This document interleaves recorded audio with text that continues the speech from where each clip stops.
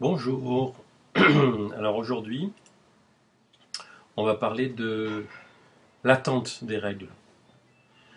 Euh, Parce que, bien entendu, le problème avec les règles, c'est quand on les attend, quand on les a, quand on les a pas, quand on voudrait les avoir, quand on voudrait pas les avoir.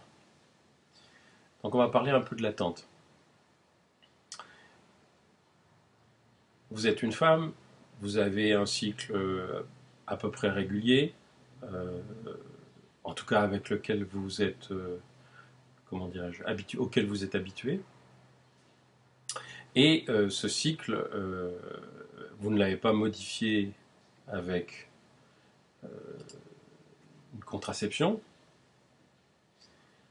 hormonale. Vous avez peut-être une contraception au cuivre, ce qui ne modifie pas le cycle, ou bien une autre contraception, comme par exemple une cape cervicale, où vous utilisez des préservatifs, ou vous utilisez la méthode symptothermique, c'est-à-dire que vous comptez les jours avec un petit appareil ou sans appareil, et vous attendez vos prochaines règles. Alors, pendant la deuxième période du cycle, c'est-à-dire la période qui sépare en gros l'ovulation de la survenue des règles, quand il n'y a pas euh, de contraception hormonale bien entendu, et quand il n'y a pas de grossesse qui se développe, il peut se passer un certain nombre de choses. Et la chose la plus fréquente, c'est ce qu'on appelle le syndrome prémenstruel. Le syndrome prémenstruel est un ensemble de phénomènes, de symptômes, qui sont ressentis par un bon nombre de femmes, qui sont très variables d'une femme à une autre. Il y a des femmes qui n'ont strictement aucun symptôme jusqu'au moment où elles commencent à avoir des contractions ou bien où elles commencent à avoir des saignements. Et puis il y a des femmes en revanche qui ont des symptômes extrêmement marqués pendant en général la dernière semaine de leur cycle, c'est-à-dire pendant les 4 ou 5 jours qui précèdent la survenue des règles. Ce syndrome prémenstruel, il y a beaucoup de symptômes différents, mais en gros, il y a deux types de symptômes. Il y a des symptômes de type gêne générale, mal partout, se sentir un peu abattu ou un peu déprimé, avoir des sautes d'humeur, mais avoir aussi des symptômes du style les seins gonflés, euh, des douleurs un peu partout, douleurs diverses. Alors à quoi est-ce que c'est dû? C'est dû à deux choses. Par exemple, les symptômes du type la rétention d'eau ou les seins gonflés, ça c'est dû au fait qu'à la fin du cycle, les estrogènes ont été sécrétés par l'ovaire en très grande quantité et les estrogènes, ça retient l'eau. Ça retient l'eau dans le corps, donc ça augmente la tension des seins, ça peut augmenter, chez certaines femmes, ça peut augmenter la rétention d'eau un peu dans tout le corps et à ce moment-là, ces femmes-là ont par exemple leur bac qui serre un peu, elles ont les chevilles gonflées, elles se sentent plus lourdes et effectivement elles ont pris 1 kilo par rapport à leur poids normal.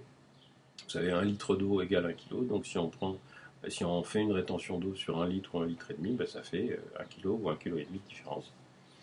Les autres symptômes, qui sont des symptômes plutôt de ressenti qui n'est pas objectif, c'est-à-dire qu'on se sent irrité, fatigué, de mauvaise humeur, on a envie de pleurer, ça peut être des choses plus spectaculaires comme par exemple des migraines, c'est-à-dire des maux de tête très intenses qui arrivent seulement chez les femmes qui ont des migraines. Hein.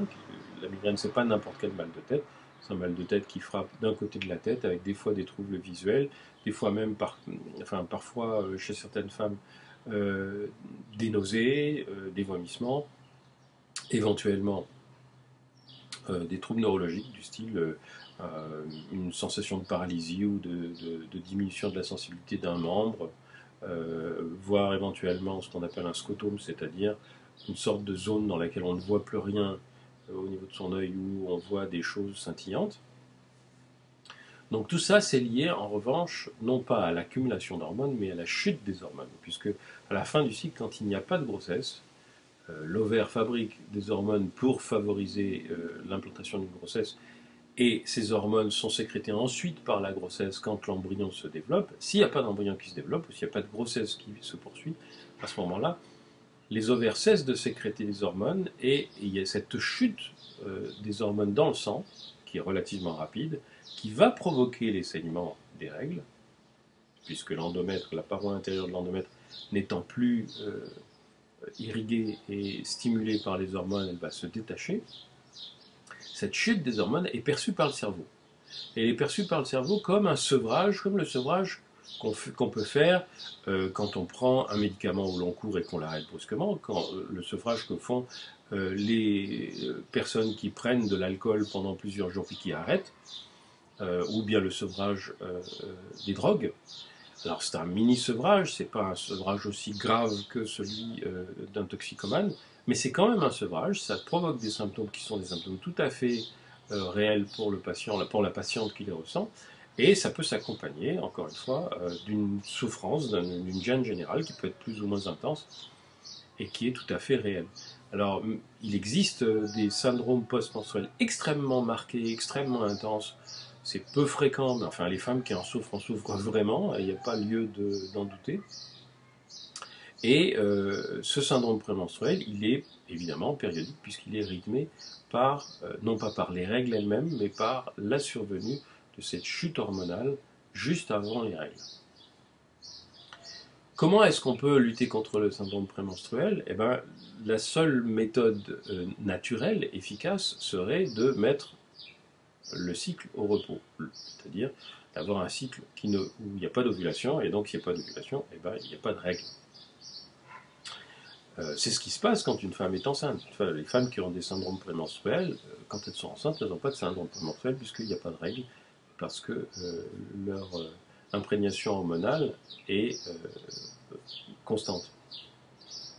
Donc la méthode la plus simple, c'est de prendre une méthode de contraception hormonale, comme la pilule, de manière permanente. C'est-à-dire de prendre une pilule, mais de ne pas l'arrêter une semaine par mois. Les femmes qui ont un syndrome prémenstruel et qui prennent la pilule ont souvent un syndrome prémenstruel moins marqué quand elles prennent la pilule, parce que l'arrêt de la pilule provoque un sevrage qui est souvent moins intense que leur sevrage naturel, mais elles peuvent avoir, et il y a des femmes qui n'ont pas de syndrome prémenstruel, et qui en font un en revanche quand elles prennent la pilule, parce que l'arrêt brutal de la pilule pendant une semaine entraîne ce type de symptômes.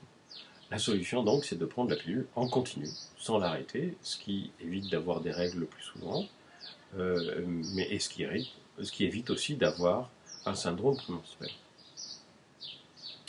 Le syndrome prémenstruel est une histoire qui est une histoire intéressante, puisque c'est Hippocrate, l'ancêtre de la médecine occidentale, qui en parle, et il en a tiré des conclusions qui ont été assez nocives pour l'ensemble de l'humanité. Hippocrate avait en effet remarqué que beaucoup de femmes étaient mal en point, avaient mal partout, étaient irritables, étaient tristes, pleuraient, juste avant d'avoir leurs règles. Et il en avait conclu que le fait de saigner, de perdre du sang, était bon pour la santé, puisque les femmes qui étaient souffrantes juste avant leurs règles allaient mieux quand elles perdaient du sang. Il en a donc tiré la conclusion qu'il fallait opérer des saignées pour favoriser la guérison des maladies. Et c'est pour ça qu'on s'est mis à saigner dans tout l'Occident. On s'est mis à saigner tout le monde, y compris les femmes enceintes, y compris les femmes bien entendu, y compris les enfants. Et que probablement on a tué beaucoup de monde en enlevant du sang en permanence à des gens qui auraient été bien mieux de garder le sang qu'on leur enlevait. C'est une grande leçon, cette histoire des règles interprétée par les médecins, parce que ça veut dire que pour pouvoir utiliser une observation, il ne suffit pas d'en tirer des conclusions qui sont des conclusions un peu hâtives, il faut aussi vérifier que cette observation est confirmée par les faits. Évidemment, Hippocrate, lui, ne pouvait pas confirmer ça, parce qu'il ne savait pas comment fonctionnait l'organisme. Mais à la fin du XIXe siècle, quand on a découvert comment fonctionnait la circulation sanguine, il y a des gens qui ont dit bah oui, alors il ne faut pas saigner les gens, parce que si on les saigne, ben, on ne peut pas aggraver leur état. Mais il y a encore des médecins qui continuent à dire non, non, c'est un traitement antédiluvien, c'est un traitement traditionnel, et il faut absolument le conserver et continuer à saigner des gens qui n'en avaient évidemment pas besoin. Pour revenir à l'attente des règles, une question que je reçois souvent, c'est est-ce que l'absence de règles, ou le retard de règles, est toujours un signe de grossesse? Alors, il y a un aphorisme médical qui dit que tout retard de règle est une grossesse jusqu'à preuve du contraire, mais ça c'est un principe de médecin. Les médecins ont besoin de penser à la grossesse chez une femme, tout simplement parce que si une femme est susceptible d'être enceinte, d'abord un certain nombre des symptômes pour lesquels la femme peut consulter peut être en rapport avec la grossesse, et il faut faire la différence bien sûr, il ne faut pas la traiter comme une maladie. La deuxième raison, c'est que si une femme est susceptible d'être enceinte, il ne faut pas lui donner n'importe quoi comme médicament, il ne faut pas l'exposer à des rayonnements si on veut lui faire une radio, etc. Donc la grossesse, chez une femme qui est en âge et qui est en capacité d'être enceinte, c'est quelque chose qu'un médecin doit toujours envisager. Dans la réalité, pour les femmes elles-mêmes, bien sûr, elles vont penser à la grossesse, mais il y a beaucoup d'autres raisons d'avoir un retard de règles que d'être enceinte. On peut avoir, même si on a eu un cycle très régulier toute sa vie, on peut avoir des cycles plus longs, ou des cycles, ce qu'on appelle des cycles anovulatoires, c'est-à-dire des cycles sans ovulation. L'ovaire n'est pas une horloge, c'est pas une mécanique précise, c'est un organe biologique. Parfois, il n'y a pas d'ovulation à un mois donné. Et s'il n'y a pas d'ovulation, il n'y a pas d'indication pour le cerveau sur le moment de terminer le cycle. Il n'y a pas de grossesse non plus, évidemment, puisqu'il n'y a pas eu d'ovulation. Donc, ça peut donner des cycles qui sont très longs, qui durent 35, 40, 45 jours, 50 jours, sans qu'il y ait de règles. Et évidemment, la femme peut avoir des symptômes gênants, comme par exemple un gonflement des seins ou une prise de poids qui est liée à l'effet des estrogènes, qui sont bien entendu sécrétés, mais qui ne sont pas des signes de grossesse. On peut avoir une ovulation qui n'a pas lieu ou qui est repoussée par le stress tout simplement. Un travail qui est trop prenant, un déménagement, le mariage bien entendu, le divorce, les enfants qui sont malades, une maladie dans la famille, un problème au travail, une maladie bénigne comme la grippe. Et puis ça peut être aussi, bien entendu, soit une perte de poids, soit une prise de poids importante peut modifier le cycle, même chez une femme qui ne prend pas de contraception. Bien entendu, la pilule elle-même peut modifier la survenue des règles, parce que si on prend la pilule pendant très longtemps, je vous ai expliqué lors d'une précédente vidéo que la prise de la pilule diminuait les pertes sanguines, qui ne sont pas véritablement des règles, diminuer les pertes sanguines parce que ça amincit la paroi intérieure de l'utérus, mais parfois des femmes qui ont pris la pilule pendant plusieurs mois, voire plusieurs années, et qui ont vu leurs règles, fausses règles de la pilule diminuer, un mois donné, elles arrêtent leur pilule et puis il n'y a pas de saignement. Ça ne veut pas dire qu'elles sont enceintes, ça veut dire que parfois, tout simplement, comme l'endomètre ne s'est pas suffisamment développé, il n'y a rien à perdre. Il y a des médicaments aussi du système nerveux qui peuvent modifier l'ovulation chez les femmes qui ne prennent pas la pilule, en particulier. Il y a des médicaments comme les neuroleptiques, les médicaments qu'on peut prendre soit pour des troubles de type dépressif, soit des médicaments qui sont donnés par exemple pour des douleurs chroniques, qui peuvent tout à fait modifier l'ovulation et donc entraîner un cycle long ou un cycle sans ovulation. Alors vous allez me dire, mais on attend ces règles, on les a pas, on ne sait pas exactement pourquoi, comment savoir si on est enceinte ou non. Il faut le faire, il faut être très simple. Si vous voulez savoir si vous êtes enceinte, vous faites un test. Vous allez acheter le test à la pharmacie, et vous faites votre test, ou même au supermarché. Les tests aujourd'hui sont extrêmement fiables. Si vous voulez être parfaitement tranquille, vous faites un test un jour donné, et vous le refaites 10 jours plus tard, évidemment en ayant pris des précautions de contraception entre les deux, de façon à ne pas être éventuellement, à part commencer une grossesse entre les deux. Mais si vous avez 2 tests à 10 jours d'intervalle qui sont négatifs, très probablement, même si vous avez des symptômes qui sont un peu bizarres, vous n'êtes pas enceinte. Voilà pour l'attente des règles, et on reparlera d'un autre phénomène qui est lié aux règles et qui est l'endométriose dans la prochaine